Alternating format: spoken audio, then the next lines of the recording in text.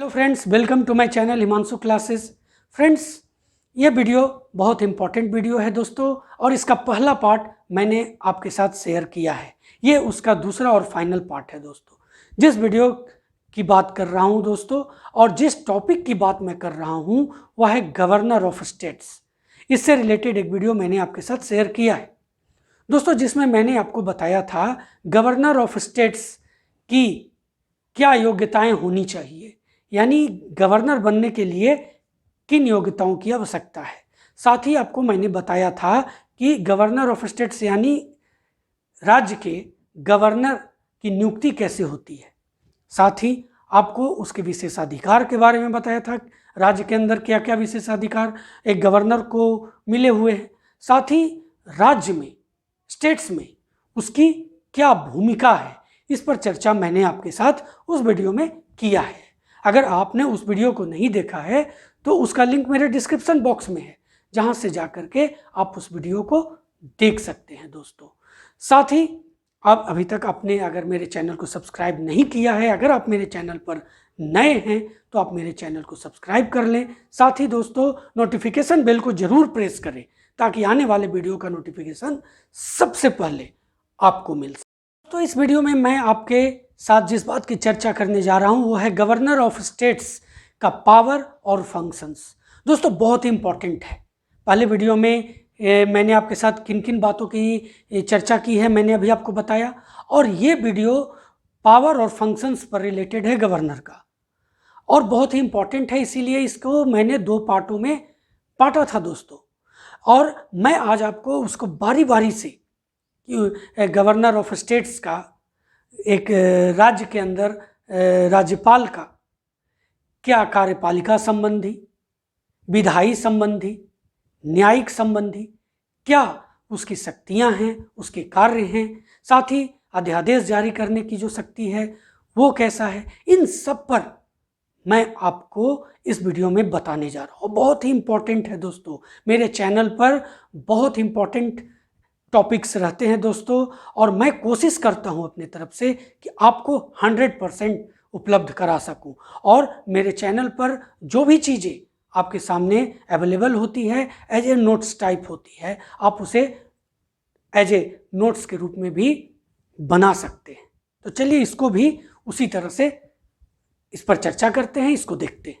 तो दोस्तों, राज्यपाल के जब कार्यों की बात करेंगे तो सबसे पहले इसमें आता है कार्यपालिका संबंधित कार्य। तो देखिए, जिस प्रकार से केंद्र में कार्यपालिका की शक्ति राष्ट्रपति में निहित है, यह किस अनुच्छेद में कहा गया है? अनुच्छेद 53 में इस बात की चर्चा है दोस्तों। उसी प्रकार से राज्य में कार्यपालिका की शक्ति राज्यपाल में निहित है। यह शक्ति राज्यपाल को किस अनुच्छेद में मिली है? संविधान के किस अनुच्छेद में? तो 154 में। तो दोस्तों, जैसे कि राष्ट्रपति के लिए 74वां जो अनुच्छेद है वो यह कहता है कि यह शक्ति जो उसके अंदर निहित है ये कैसे यूज कर सकता है, तो मंत्री परिषद के सलाह से कर सकता है। तो उसी तरह से राज्यपाल के लिए है, हम लोग आगे बात करेंगे। तो देखिए, राज्यपाल को यह शक्ति अनुच्छेद 154 के तहत प्रदान किया गया है, जिसका उपयोग वह या तो खुद करता है या अपने अधीनस्थ कर्मचारियों के द्वारा करवाता है। तो राज्यपाल की कार्यपालिका संबंधित कार्य को हम लोग यहाँ पर पॉइंट वाइज देखेंगे, और बहुत इंपॉर्टेंट है, आप इसको नोट भी कर सकते हैं। देखिए, इसमें पहला क्या है? तो राज्य का समस्त शासन राज्यपाल के नाम पर चलाया जाता है। वह उन सभी विषयों का शासन चलाता है जिसके संबंध में राज्य के विधान मंडल को कानून बनाने का अधिकार है। दोस्तों, ऐसा नहीं है कि राज्यपाल चलाता है, किसकी सहायता से चलाता है? तो मुख्यमंत्री की सहायता से चलाता है। तो मुख्यमंत्री के प्रति ये क्या करता है? तो देखिए, राज्यपाल मुख्यमंत्री को नियुक्त करता है, और उसके परामर्श से, यानी मुख्यमंत्री के परामर्श से अन्य मंत्रियों को नियुक्त करता है। दोस्तों, मंत्री अपने पद पर राज्यपाल के प्रसाद पर्यंत रहते हैं। राज्यपाल किसी मंत्री को मुख्यमंत्री के परामर्श से हटा सकता है दोस्तों। यानी अगर मुख्यमंत्री कह दे कि इस मंत्री को से रिजाइन ले लेना है और मतलब उसे हटा देना है, तो वो राज्यपाल उसे हटा सकता है। दोस्तों, वह शासन के कार्य को सुविधापूर्वक चलाने के लिए तथा उस कार्य को मंत्रियों में बांटने के लिए नियम बनाता है। यानी शासन के कार्य को सुविधापूर्वक चलाने और उस कार्य को मंत्रियों में बांटने का नियम बनाता है। कौन बनाता है? राज्यपाल। किसके परामर्श से बनाता है? तो मुख्यमंत्री के परामर्श से बनाता है। तो दोस्तों, वह राज्य में महाधिवक्ता और लोक सेवा आयोग के सभापति तथा अन्य सदस्यों को नियुक्त करता है। यह क्वेश्चंस अक्सर एग्जामिनेशन में पूछे जाते हैं कि राज्य के महाधिवक्ता की नियुक्ति कौन करता है। और ये तो सिंपल क्वेश्चन हुआ दोस्तों। क्या क्वेश्चन अगर एक ब्रॉड क्वेश्चन या कहे तो कॉम्प्लेक्सिव क्वेश्चन अगर पूछेगा तो ये पूछेगा कि लोक सेवा आयोग के अन्य सदस्यों, सभापति और अन्य सदस्यों, सभापति तक तो भी आप समझ सकते हैं, अन्य सदस्यों की नियुक्ति कौन करता है? उसमें आपको ऑप्शन दे देगा राष्ट्रपति, राज्यपाल, मुख्यमंत्री, लोकसभा अध्यक्ष, इस तरह का आपको देगा, कंफ्यूजन करेगा दोस्तों। तो ये सब चीज़ें आप नोट कर लें ताकि आप कभी ना भूलें। राज्य के बड़े बड़े अधिकारियों की नियुक्ति राज्यपाल द्वारा ही की जाती है दोस्तों। वह प्रशासन के बारे में मुख्यमंत्री से कोई भी जानकारी प्राप्त कर सकता है अगर उसे लगे, यानी कि राज्यपाल को ऐसा लगे कि कुछ गलत हो रहा है तो वो उसकी जानकारी मुख्यमंत्री से पा सकता है दोस्तों। प्राप्त करने के लिए प्रेशर दे सकता है मुख्यमंत्री पर। देखिए, इस मामले में 3 राज्य हैं, असम, सिक्किम और अरुणाचल प्रदेश। इसमें राज्यपाल को कुछ मामलों में दोस्तों विशेष शक्तियां प्राप्त हैं। तो उसके बाद है कि राज्य विधानमंडल में एक आंग्ल भारतीय समुदाय के सदस्य का मनोनयन करता है और ये हमारे संविधान के अनुच्छेद 333 में इंगित है दोस्तों। तो क्वेश्चंस बन रहे हैं, आप नोट करते जाएं। राज्यपाल ऐसे व्यक्तियों को जिन्हें साहित्य, विज्ञान, कला, सहकारी आंदोलन तथा सामाजिक सेवा में विशेष ज्ञान, अनुभव होता है दोस्तों। जिस तरह से राष्ट्रपति चुनते हैं इस तरह के, उसी तरह से राज्यपाल विधान परिषद में, वो क्या राज्यसभा में चुनते हैं राष्ट्रपति, राज्यपाल कहाँ? विधान परिषद में कुल सदस्यों का 1/6 संख्या तक मनोनयन करती है। जिस जिस राज्य में विधान परिषद मौजूद है वहाँ ये कार्य होता है और जितने सदस्य होते हैं उसका 1/6 वो ऐसे सदस्यों का मनोनयन कर सकता है दोस्तों। हम लोग लेजिस्लेटिव पावर ऑफ गवर्नर यानी राज्यपाल की विधायी शक्तियों के बारे में आपको बताने जा रहा हूँ। देखिए, राज्यपाल विधानमंडल का सदस्य नहीं होता, लेकिन जिस तरह से राष्ट्रपति दोस्तों संसद का एक अभिन्न अंग होता है, उसी तरह से विधानमंडल का अंग होता है कौन? राज्यपाल। दोस्तों, यहाँ भी राज्यपाल की विधायी शक्तियों को पॉइंट वाइज देख लेते हैं। आप नोट कर रहे हैं ना, करते जाएं। तो देखिए, राज्यपाल विधानमंडल का अधिवेशन बुला सकता है, स्थगित कर सकता है और इसकी अवधि बढ़ा भी सकता है। अधिवेशन बुलाने की राज्यपाल की जो शक्ति है दोस्तों, उस पर एक संवैधानिक प्रतिबंध भी है और वह यह है कि पहले अधिवेशन की अंतिम तिथि और अगले अधिवेशन की पहली तिथि के बीच 6 महीने से अधिक का समय न व्यतीत हुआ हो, यह है प्रतिबंध दोस्तों। राज्यपाल जो है वो विधानमंडल के दोनों सदनों में भाषण दे सकता है तथा उसको संदेश भेज सकता है। यह अलग मैटर होता है दोस्तों कि इसमें कहीं ना कहीं तो मुख्यमंत्री का भी संलग्नता होता है और कहीं ना कहीं केंद्र की भी संलग्नता होती है, जब हम आगे बात करेंगे उसके बारे में। तो देखिए, वह विधानमंडल के निम्न सदन यानी विधानसभा को जब चाहे भंग कर सकता है। ऐसा वह मुख्यमंत्री की सलाह पर ही करता है दोस्तों। मैं बताऊंगा कि मुख्यमंत्री की सलाह पर भी वो जब विधानसभा को भंग करता है तो किस अनुच्छेद के तहत, ये भी मैं चर्चा करूंगा। देखिए, राज्य विधानमंडल द्वारा पास हुआ विधेयक तब तक कानून नहीं बन सकता है दोस्तों जब तक राज्यपाल अपनी स्वीकृति न दे। ध्यान दीजिए, जब तक राज्यपाल स्वीकृति नहीं देगा तब तक विधानमंडल से पास हुआ कोई भी विधेयक कानून नहीं बन सकता। ये केंद्र में भी राष्ट्रपति पर लागू होता है, लेकिन धन विधेयक को राज्यपाल स्वीकृति देने से इनकार नहीं कर सकता। साधारण विधेयकों को पुनर्विचार करने के लिए वापस भेज सकता है, लेकिन धन विधेयक क्यों अस्वीकृत नहीं कर सकता। यदि विधानमंडल साधारण विधेयक को दोबारा पास कर दे दोस्तों, तो राज्यपाल को अपनी स्वीकृति देनी पड़ती है।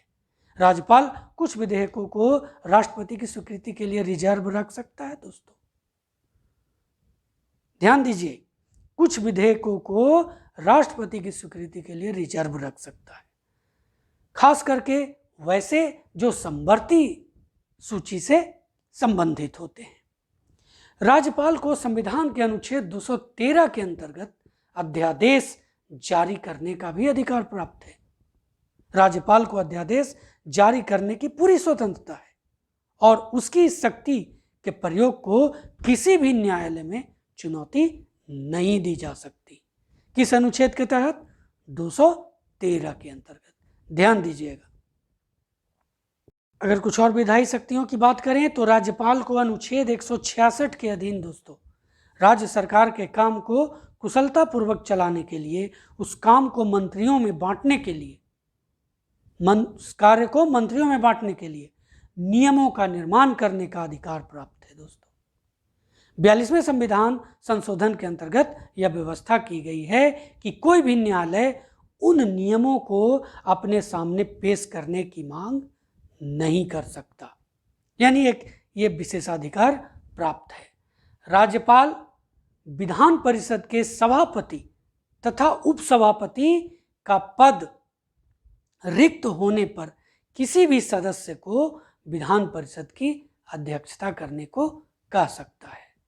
यानी कि अगर विधान परिषद में सभापति न हो, उपसभापति न हो, तो उस कंडीशन में ये राज्यपाल का पूर्ण अधिकार है कि वह किसी को भी अध्यक्षता के लिए बुला सकता है, कह सकता है। राज्य लोक सेवा आयोग महालेखा परीक्षक अपनी जो वार्षिक रिपोर्ट होता है वो राज्यपाल के पास भेजते हैं और राज्यपाल इन रिपोर्टों को विधानमंडल के सामने रखता है। तो ये भी एक कॉम्प्लेक्सिव क्वेश्चन है कि राज्य लोक सेवा आयोग और महालेखा परीक्षक अपनी वार्षिक रिपोर्ट को किसके सामने पेश करते हैं।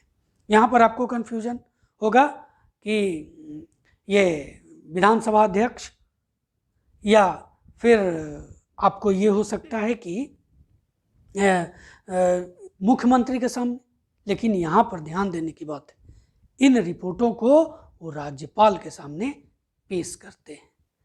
दोस्तों, यदि विधानमंडल के किसी सदस्य की अयोग्यता संबंधी कोई विवाद हो तो उसका निर्णय राज्यपाल करता है और उसका निर्णय अंतिम होता है, परंतु निर्णय देने से पहले राज्यपाल के लिए चुनाव आयोग का परामर्श लेना आवश्यक है। यहाँ एक रिस्ट्रिक्शन है।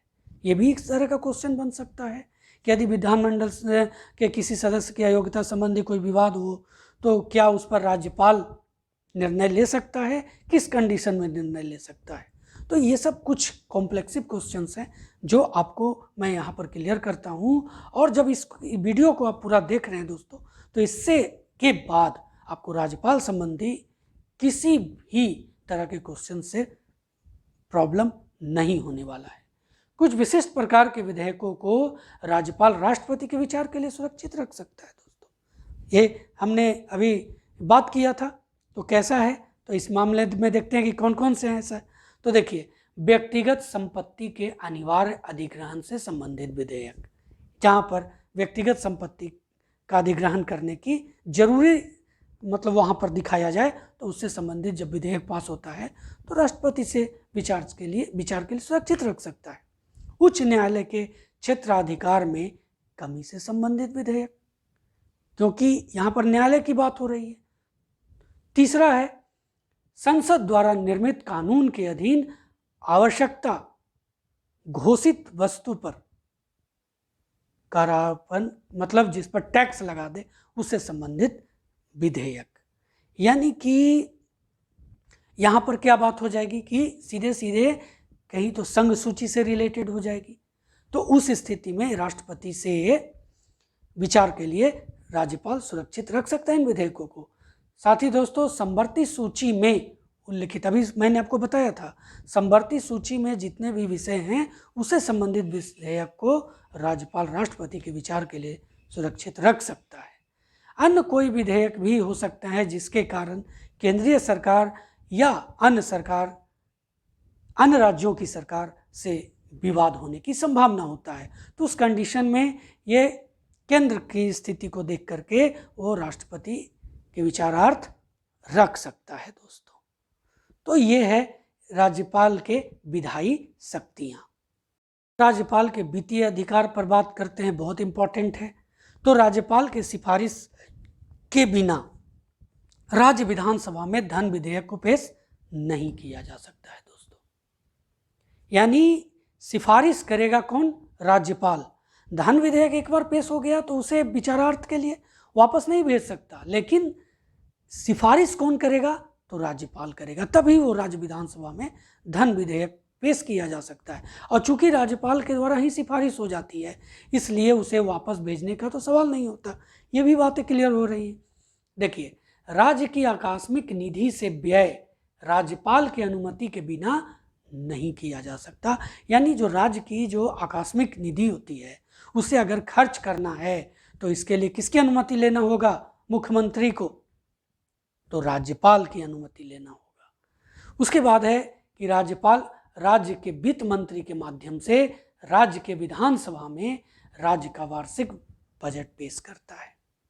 यानी जो राज्यपाल का अभिभाषण होता है दोस्तों, वो सरकार के ही तरफ से किया जाता है, लेकिन यहाँ पर राज्यपाल क्या करता है? वही कहता है, ऐसे मतलब जब वो आपको ये राज्य के विधानसभा में या विधान परिषद में अभिभाषण देता है तो वो कंडीशन होता है दोस्तों।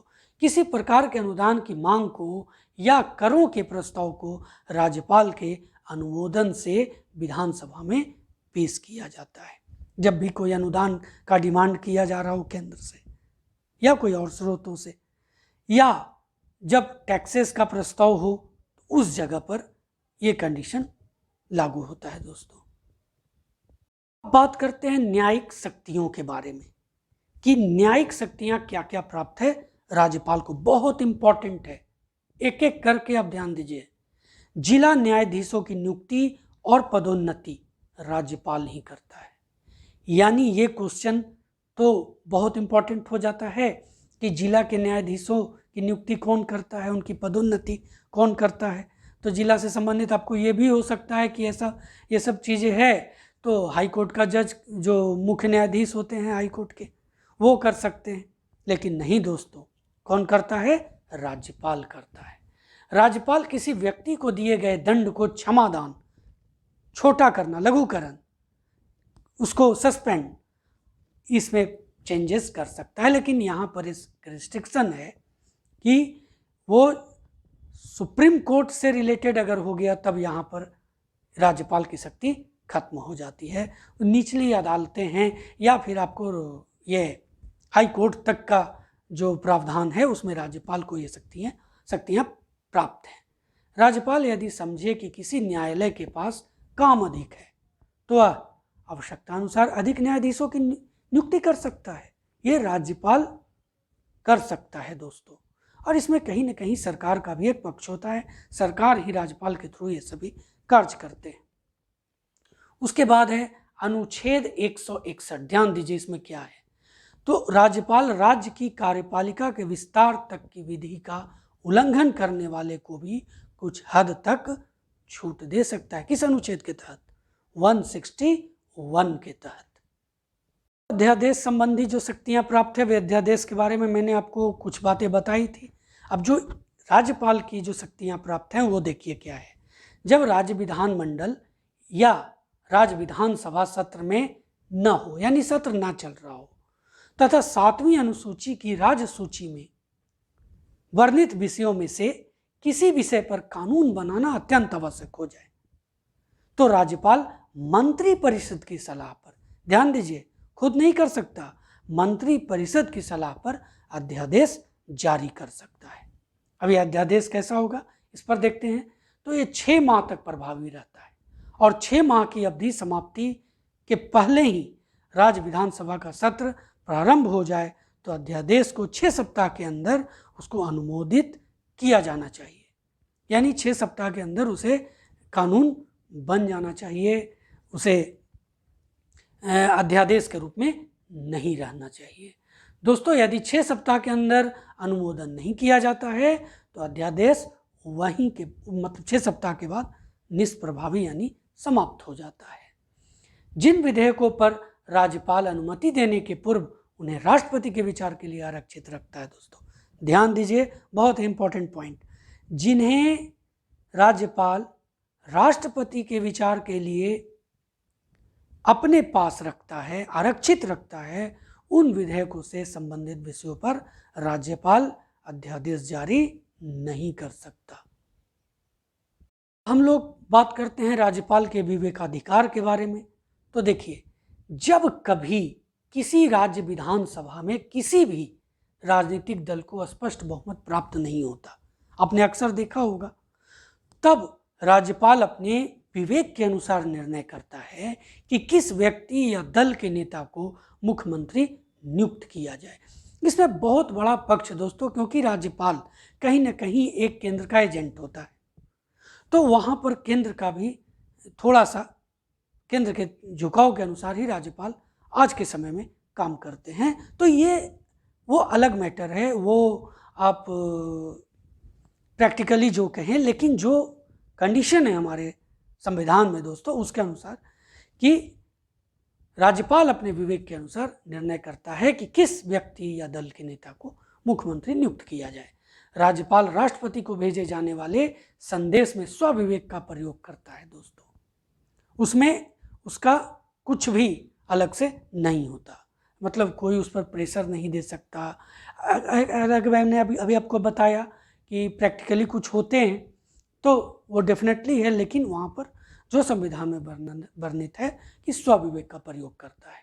कुछ ऐसे कार्य भी हैं जिसमें राज्यपाल मंत्रिपरिषद की सलाह लेने के बाद भी इच्छा से करता है, यानी कि अगर मंत्रिपरिषद का सलाह ले लिया और अगर उसमें उसको कुछ अटपटा लग रहा है, कुछ अलग लग रहा है, कुछ अपने तरफ से काम करना है तो वो कर सकता है। राज्यपाल द्वारा स्वविवेक से किया गया कार्य भी न्यायालय में प्रश्नगत नहीं किया जा सकता। जो राज्य सरकारें होती हैं उस पर सवाल उठाते हैं राज्यपाल पर, लेकिन उस तरह का जो स्वविवेक है उस पर आप केस नहीं कर सकते, किसी न्यायालय में आप प्रश्नगत नहीं कर सकते उस पर। कुछ ऐसे कार्य हैं जिनमें उन्हें मंत्रिपरिषद की सलाह की आवश्यकता नहीं होती और मंत्रिपरिषद के विरुद्ध भी हो सकता है दोस्तों, जैसे कुछ विषयों से संबंधित विधानमंडल द्वारा पारित विधेयकों को राष्ट्रपति की अनुमति के लिए आरक्षित रखना। तो यहाँ पर क्या हो गया कि मंत्रिपरिषद के विरुद्ध जाकर के काम किया राज्यपाल ने। तो ये जितने भी चीज़ें मैंने आपको बताया ये राज्यपाल के विवेकाधिकार के अंतर्गत आते हैं। बात करते हैं राज्यपाल के आपातकालीन अधिकार, बहुत इंपॉर्टेंट, और अक्सर आप लोग बहुत इसके बारे में सुना होगा, जानते भी होंगे। तो राज्य में अगर संवैधानिक संकट उत्पन्न होती है तो उस कंडीशन में दोस्तों राज्यपाल किस अनुच्छेद का यूज करता है, तो 356 अनुच्छेद के तहत राष्ट्रपति से उस राज्य में राष्ट्रपति शासन लागू करने की सिफारिश कर सकता है। उसके बाद वह राष्ट्रपति के प्रतिनिधि के रूप में राज्य का संचालन करता है। तो ये है उनके दोस्तों आपातकालीन अधिकार राज्यपाल के।